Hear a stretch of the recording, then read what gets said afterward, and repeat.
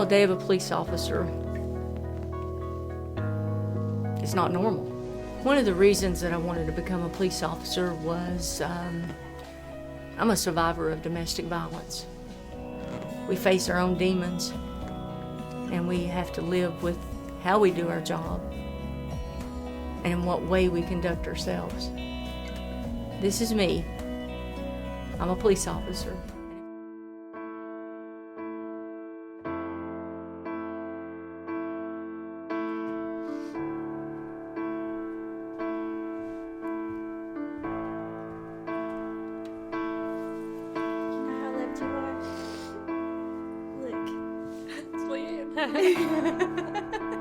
Thank you.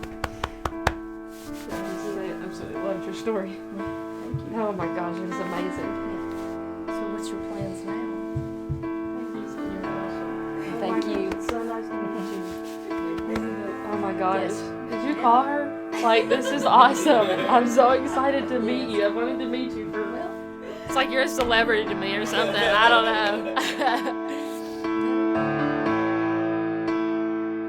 This is me, inspired to serve. A year ago, I watched Lieutenant Leanne Boyle give her testimony and her talk about the daily life of a police officer and the things that she has to go through. Which, when I watched that, I was in the process of becoming a state trooper myself and trying to get into the academy. And through watching her, that really inspired me, because what she believed and what she wanted to do, why she wanted to become a police officer, which was to serve people, and that's the reason, my reasoning as well, because that's what it's all about, is serving people and helping people. I've never thought I'd be doing this. I thought I had my life planned. I'm just gonna roll with it. Yeah.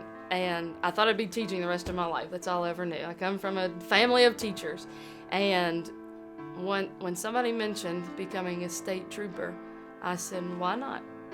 Why not? Let's give it a shot. And so I began my journey, my year journey of each phase of becoming a state trooper. And I'm at that last stage, and I'm believing that I'm going to the academy and I'm going to make a difference in people's lives. This is a ministry. This is a way for me to be able to help people. And I am really excited about it. And I thank Leanne for sharing her testimony and sharing that, because it really did inspire me.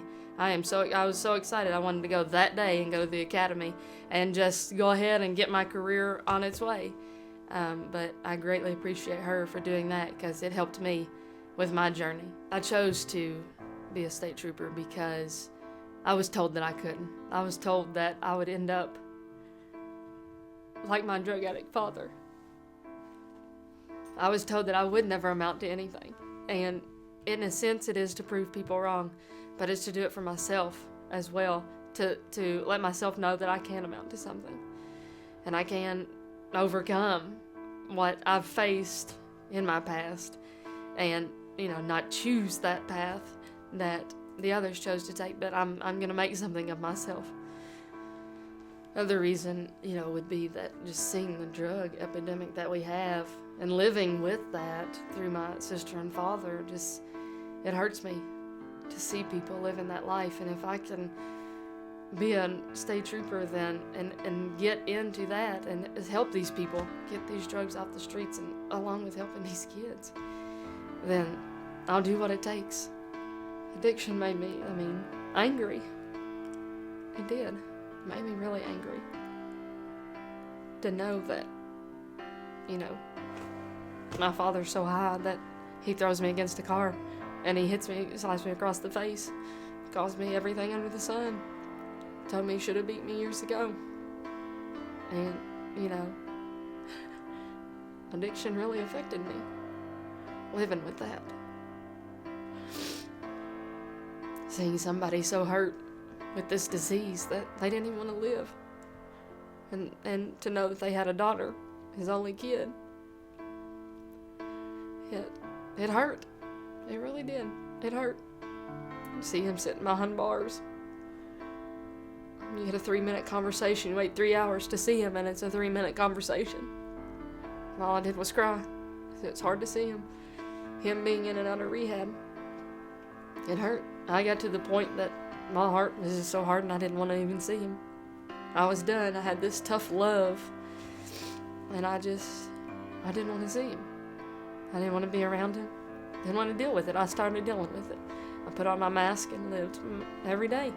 I played softball, and I went to school and worked and went to church, and that's how I lived. Nobody knew what was going on with me. Nobody knew that my heart was so crushed that some days I didn't even want to live, really. So living with addiction, it has motivated me and to not be a victim. I've chosen to not take that path. I've seen it too much, and I didn't want to go down that path. I knew there was another path for me, and I chose to go the path that God's called me to go and be an overcomer.